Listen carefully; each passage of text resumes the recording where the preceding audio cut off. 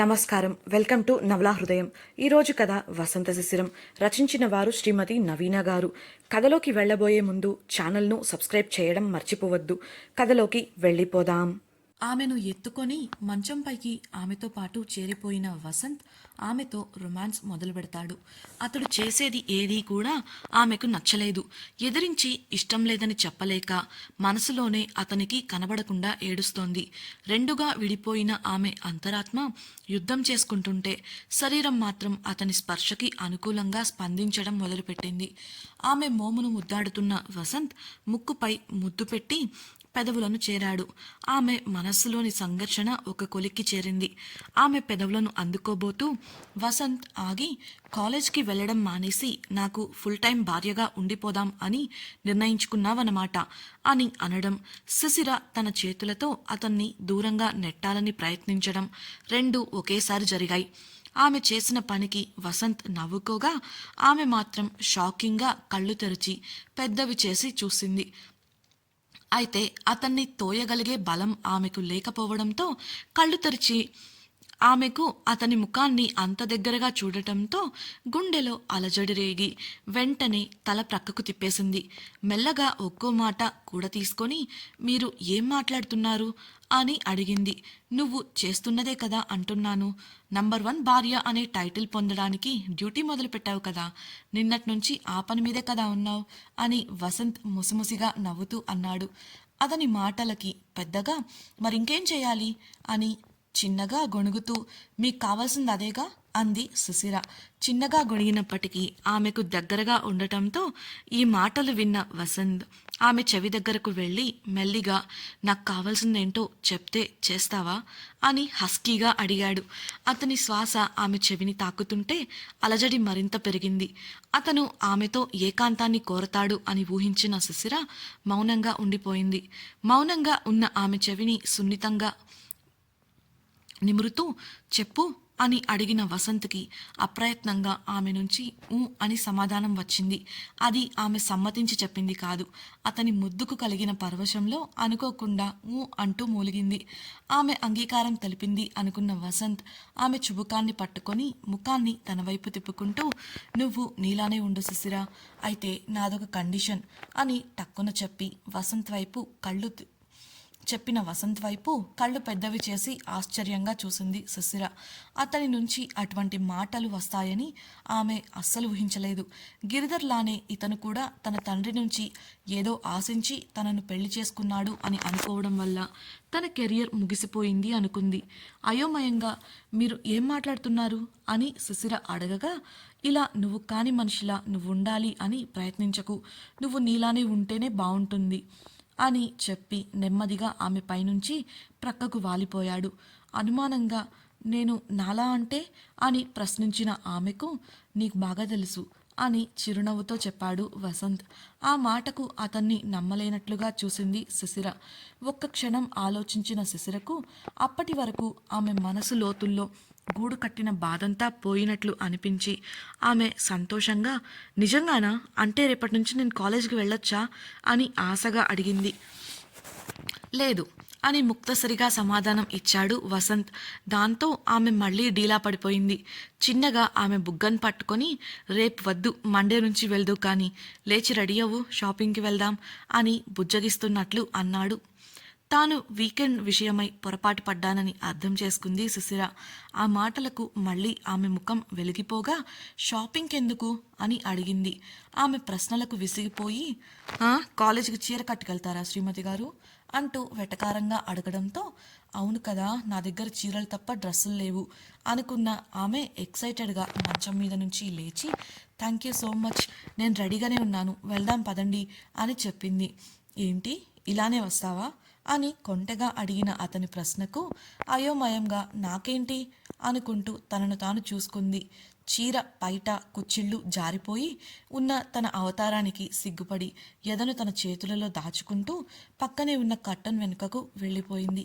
ఆ కర్టన్ని చాటుగా చేసుకొని చీరను సరిచేసుకుంటూ, తింగరదాన్ని, అదేం దర్శనం, నీకు అసలు సిగ్గులేదే శిశిరా, కాలేజీకి వెళ్ళొచ్చు అని చెప్పగానే ఒళ్ళు తెలియకుండా ఏంటి ఆ పని అని తనను తాను మనసులోనే తిట్టుకుంది. ఇకపై కాలేజీకి వెళ్ళొచ్చు అనగానే సర్వం మర్చిపోయింది. ఆమె అలా తన ముందు నిలబడటంతో ఆమె అందాలు అతన్ని పరవశుణ్ణి చేశాయి. అయినప్పటికీ నిగ్రహంగా మారి ఆమె చేసిన పనులకు బాగా నవ్వుకున్నాడు.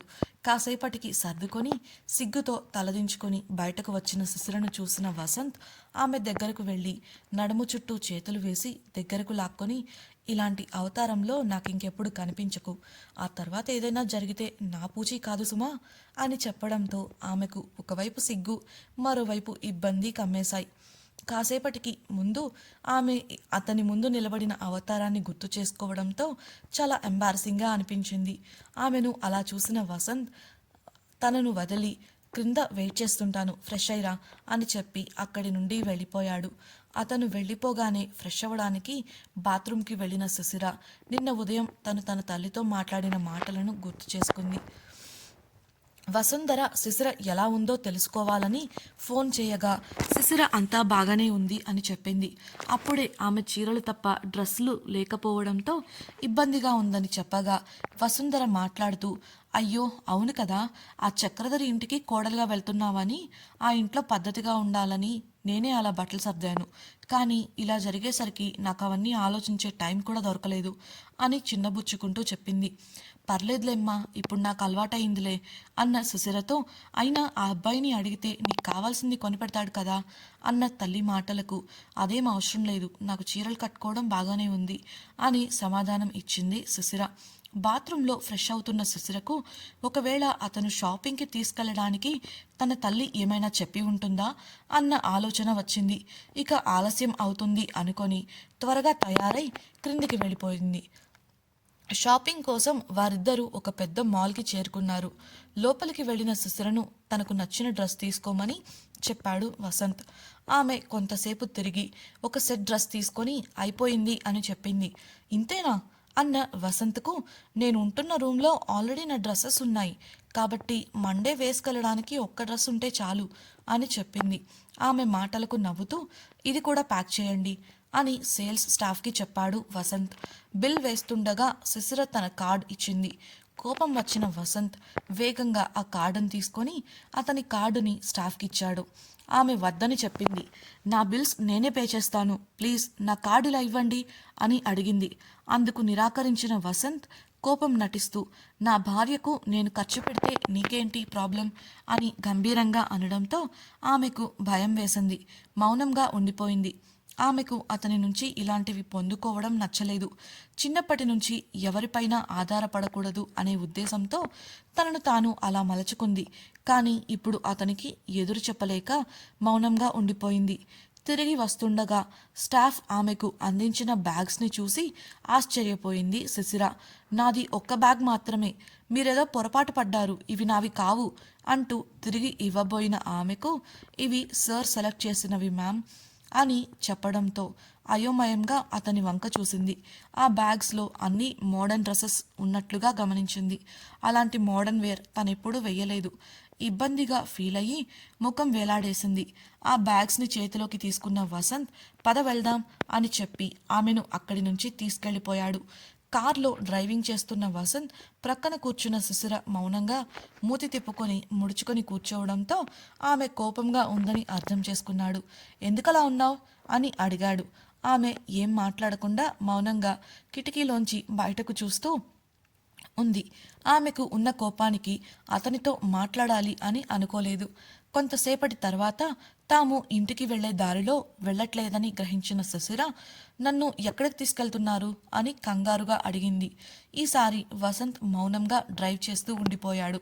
మరో 2 సార్లు ఆమె అడిగినప్పటికీ కూడా అతను సమాధానం ఇవ్వకపోయేసరికి అతను అలా కావాలనే చేస్తున్నాడని అర్థం చేసుకుంది. వసంత్ కూడా కావాలనే ఆమెకు సమాధానం ఇవ్వకుండా ఉన్నాడు. అయితే అతని మౌనం ఆమెలో భయాన్ని రేకెత్తించింది. ఇంకొంతసేపటి ప్రయాణం తర్వాత వారు ఆ సిటీలోని ఒక పెద్ద ఫేమస్ రెస్టారెంట్ని చేరుకున్నారు. అది చూసిన శిశిరకు అతను తనను డిన్నర్ కోసం బయటకు తీసుకొచ్చాడు అని అర్థమైంది. భయం తగ్గి దాని స్థానంలో కోపం వచ్చి నిలబడింది.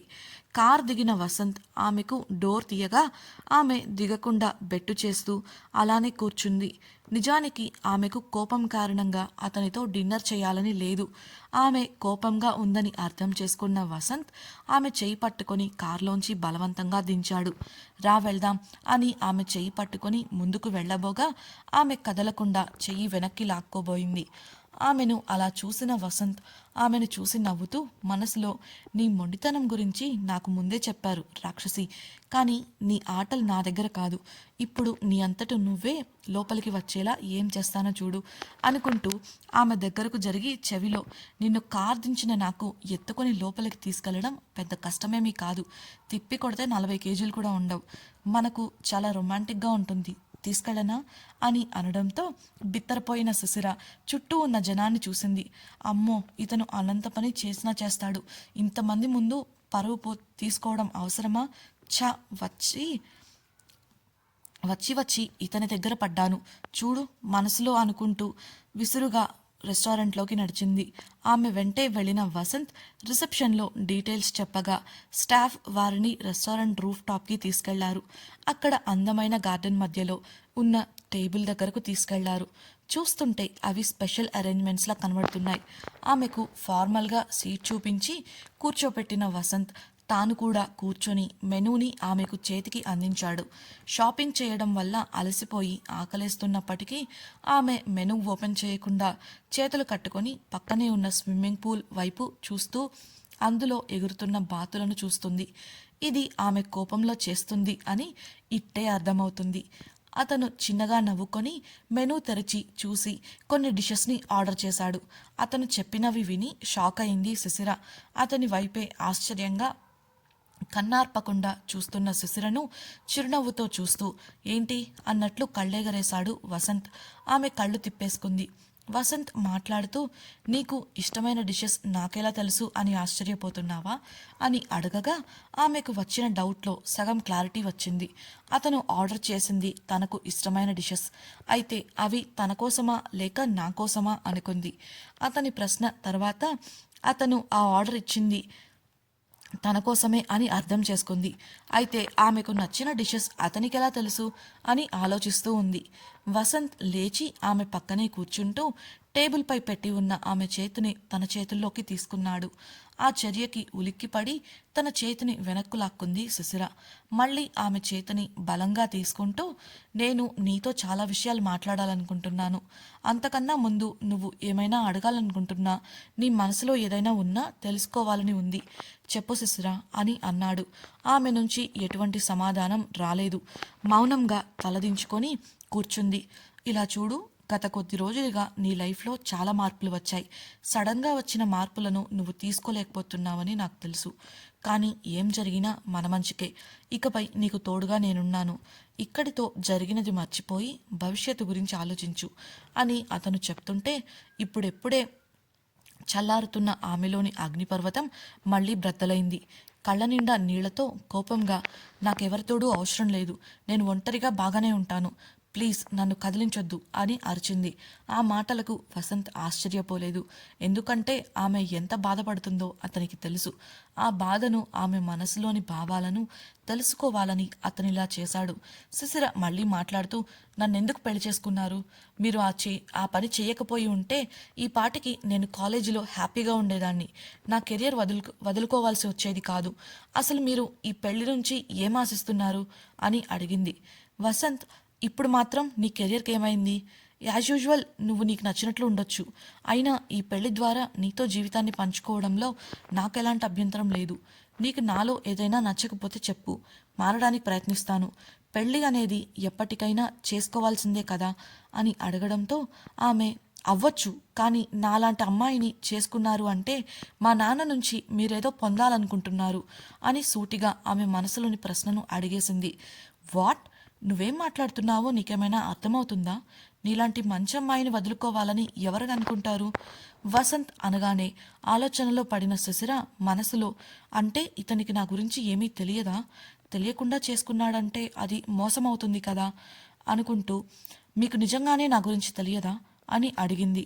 ఏం తెలియాలి అన్న వసంతకు 2 నెలల క్రితం జరిగిన సంఘటన నుంచి ఊరి వాళ్ళు తన గురించి అనుకుంటున్నవి అన్నీ చెప్పి, నేను మీకు ఈ విషయం చెప్పడానికి కారణం మళ్ళీ ఈ విషయం మీ దగ్గర దాచిపెట్టారనే మాట నా పుట్టింటి వారికి రాకూడదు అని, అంతేకాని మీ నుంచి నేను జాలినో లేదా దయనో ఎక్స్పెక్ట్ చేయడం లేదు. ఇప్పుడు కూడా నాతో జీవితం పంచుకోవాలని అనుకుంటున్నారా అని అడిగింది. వసంత్ నవ్వుతూ అవును అని నమ్మకంగా అనడంతో ఆమెకు ఆశ్చర్యాన్ని కలిగించింది. మీకేమైనా పిచ్చా? నాలాంటి అమ్మాయిని ఎవరు ఒప్పుకోరు, మీరు కూడా వదిలేస్తే మంచిది అంటుండగా ఆమె నోటికి వేలుని అడ్డుపెట్టి మాట్లాడకు అని సైగ చేస్తూ, ఆ రోజు జరిగిన దాంట్లో నీ తప్పు లేదని నాకు తెలుసు. ఎలా అని అడగొద్దు, ఐ నో ఇట్, అంతే. అలాంటప్పుడు నాకేంటి అభ్యంతరం అన్నాడు. ఆమె కదలకుండా స్తంభించిపోయి చూస్తుంటే, ఇలా చూడు, జరిగినదంతా వదిలే, ఒక పీడకల అనుకుని మర్చిపో. నీ లైఫ్లో ఏదీ మారలేదు, అఫ్కోర్స్ ఒక్క నేను తప్ప. ఆ విషయంలో నువ్వు ఎడ్స్ట్ అవ్వక తప్పదు అని వసంత్ చెప్తుండగా సర్వర్ ఫుడ్ తీసుకొని రావడంతో వారి మధ్య మాటలకు అంతరాయం ఏర్పడింది. ఆమె ప్లేట్లో ఫుడ్ సర్వ్ చేస్తూ తిను అని చెప్పి, మన పెళ్ళి అనుకోకుండా జరిగిపోయింది, దాన్ని మార్చలేము, కానీ వీ హ్యావ్ టైం, అర్థం చేసుకోవడానికి ప్రయత్నిద్దాం, ఒకరి గురించి ఒకరు తెలుసుకుందాం. ఇన్నాళ్ళు నీ లైఫ్లో నేను లేను, కానీ ఇకపై ఉంటాను. నువ్వు నాతో ఏదైనా షేర్ చేసుకోవచ్చు. మన బంధాన్ని ఫ్రెండ్షిప్తో మొదలు పెడదాం అని నమ్మకంగా చెప్తున్న అతని మాటలకు శిశిర ఆలోచనలో పడింది. అతని మాటలలోని అతని స్వచ్ఛమైన మనసును చూస్తుంటే ఆమెకు అతని పట్ల మంచి అభిప్రాయం కలుగుతుంది. తనను ఒక అవకాశంలా కాకుండా తన గురించి నిజం తెలిసి పెళ్లి చేసుకోవడం ఆమెకు ఆమె బాధ నుంచి కొంత ఊరట కలిగేలా చేసింది. ఆమెను అర్థం చేసుకొని ఆమెను ఆమెలానే ఉండమనటంతో అతనిపై గౌరవం కలిగింది. అతని గురించి ఇప్పటి వరకు తను ఆలోచించింది తప్పు అని అర్థమై కాస్త సిగ్గుపడింది. ఆలోచనలో ఉన్న ఆమెను సరదాగా మాట్లాడిస్తూ, ఇక ఆలోచించడం అయిపోతే మన ఫస్ట్ డేట్ మొదలు పెడదామా అన్న అతని ప్రశ్నకు, డేటా అని తడబడుతూ షాక్ అయింది. ఎస్, ఇది మన ఫస్ట్ డేట్, ఫస్ట్ అవుటింగ్ కాబట్టి మనం ఒకరి గురించి ఒకరు తెలుసుకోవడంలో తప్పులేదు కదా అని అడిగిన అతని మాటలకు మొహమాటంగా తల ఊపింది. నన్నేదైనా అడగాలా అని అడిగిన వసంత్ ఆమె అడిగిన ప్రశ్నకు షాక్ అయి స్థాణువుగా అయిపోయాడు. శిశిర వసంత్ని అడిగిన ప్రశ్న ఏంటి? శిశిర వసంత్తో లైఫ్ని షేర్ చేసుకుంటుందా? వసంత్ చెప్పిన ఫ్రెండ్షిప్కి ఒప్పుకుంటుందా? చదువుకోవడం విషయంలో వసంత్ పెట్టిన కండిషన్ ఏంటి తెలుసుకోవాలనుందా? అయితే తప్పకుండా మన ఛానల్ని సబ్స్క్రైబ్ చేసి వసంత శిశిరం రాబోయే ఎపిసోడ్స్ని తప్పకుండా వినేయండి.